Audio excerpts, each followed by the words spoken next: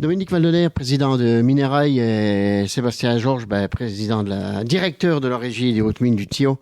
Vous êtes tous les deux en train de vous préparer pour une nouvelle nuit de la mine. Oui, ça approche maintenant. Dans 15 jours, on aura terminé. Donc, dernier préparatif. La tension monte, mais voilà, tout est prêt. Ça va bien se dérouler. On attend plein de monde, du soleil, de la chaleur un petit peu. Voilà, du bon temps de mois de mai. Ouais, 12e nuit de la mine. Et voilà, on attend tout le monde.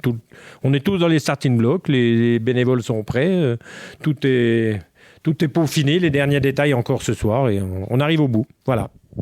Et toi, Sébastien, la partie bénévole est bien gérée. La partie haute mine, c'est bon, c'est prêt, le terrain est prêt? Oui, nous, ça fait 1 an qu'on travaille sur la nuit de la mine. C'est vrai qu'on n'arrête jamais vraiment parce qu'on termine, on va dire grosso modo, ça se termine fin mai, mais on reprépare la prochaine toujours très rapidement. On est toujours à la recherche de nouvelles innovations, nouvelles propositions. Donc, on est prêt. Alors, comme dit le président, on attend le beau temps. C'est surtout ça qui va faire, mais non, il n'y a pas de raison que ça se passe mal. J'ai noté là de nouvelles propositions. Donc, qu'est-ce qu'il y aura de nouveau cette année? On aura quelqu'un qui va nous travailler le cuir. Donc, Jacques Arapakis qui va travailler le cuir. On aura le rémouleur qui sera avec nous, qui va amener quelque chose de nouveau et d'itinérant. On aura également Lorenzo le saltimbanque qui va jongler avec le feu cette année. Donc, ce sera un peu quelque chose qui va correspondre à notre fête médiévale, quoi, un petit peu. C'est quelque chose qu'on cherchait depuis quelque temps déjà.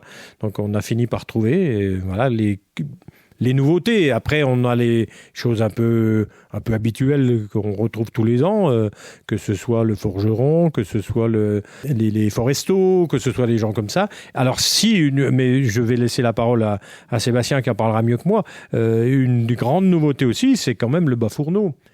Le bas-fourneau, c'est-à-dire? Oui, j'allais rebondir, effectivement. C'est vrai que cette année, on a créé un partenariat avec les mines de Neuve-Maisons, en Meurthe-et-Moselle. Et l'idée qui est née de ce partenariat, c'est de créer un bas-fourneau. Un bas-fourneau, qu'est-ce que c'est? En fait, c'est un four qui va permettre de réduire du minerai de fer, de transformer du minerai en fer. Et donc, on a travaillé avec les maçons de l'outil en main, que je souhaite ici remercier vivement, à la création d'un de ces fourneaux. Alors, c'est complètement expérimental, c'est des choses qui ne se font plus. Donc, on l'a refait grâce à un chercheur du CNRS qui travaille à Nancy, et on a réussi à le recréer. Donc, l'idée, le soir de la nuit de la mine, donc le 24 mai, ça va être de transformer du minerai en fer. Si ça fonctionne, l'expérience est belle, l'expérience se fera, mais il y a toujours un petit côté aléatoire. On n'est jamais sûr du résultat, mais c'est ça qui fait tout le sel de l'expérience, justement. Il y en a qui viennent automatiquement pour manger. Donc, qu'y aura-t-il? Il y aura de toute façon de la restauration. On a essayé de grouper toute la restauration même dans le même pôle, que les gens puissent avoir le choix. Et puis, on attend le monde qu'il y aura. Après, il faut aussi que ça ne nous coûte pas trop cher, parce que je rappelle, et c'était aussi un des grands soucis qu'on a, on fait des entrées gratuites, on a des navettes gratuites qui amènent les gens sur place, et il faut quand même que ce soit la régie ou que ce soit l'association Minérail, il faut qu'on ait des résultats qui restent dans le raisonnable, je veux dire, sans vouloir chercher le bénéfice à tout prix. Voilà, on a 160 bénévoles ou intervenants, des choses comme ça a un certain coût, quoi.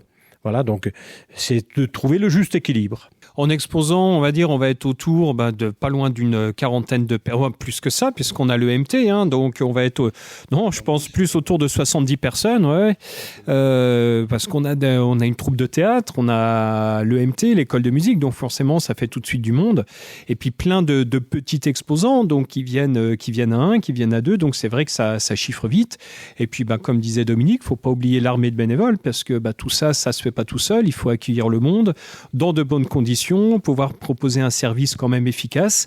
Donc ça demande des petites mains quand même, parce qu'on les oublie souvent, les petites mains, mais elles sont indispensables. Et puis il faut rappeler que la nuit de la mine, les hautes mines ne pourraient absolument pas porter un projet comme celui-ci s'il n'était pas aidé par Minérail, son équipe et les bénévoles qui viennent aider. C'est vraiment un travail collaboratif, oui.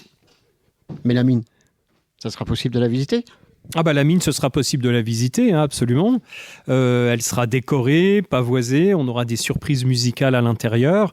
Des guides, alors des guides, là encore, hein, on n'a pas que des guides entre guillemets professionnels de la régie, mais on a des guides bénévoles qui viennent nous rejoindre, des anciens stagiaires entre autres, ou des anciens saisonniers, avec qui on a gardé une certaine attache et qui viennent le temps d'une soirée nous donner un petit coup de main. Parce que là, on espère pouvoir offrir la visite à entre 500 et 600 personnes hein, de la galerie, ce qui est assez exceptionnel. Mais là encore, ça demande un petit peu de monde. C'est où? C'est quand? Et à partir de quelle heure? Alors, pour tout le monde, maintenant on le sait, on n'oublie plus, c'est le samedi 24 à partir de 17h. On vous attend là sur le parking des Mines au 47 rue de la Gare, au Tillot. Et là, on a un service de navette gratuite et avec le sourire qui vous accueille et qui vous monte sur le site. Et là-haut, vous aurez la foule de bénévoles et de gens de la régie qui vous accueillent et qui vous proposeront une soirée formidable. Ça, c'est à vivre et à revivre. C'est des choses qu'il faut aussi préciser quand même que le public ne montera qu'en navette. La navette est obligatoire. On ne montera pas en voiture là-haut.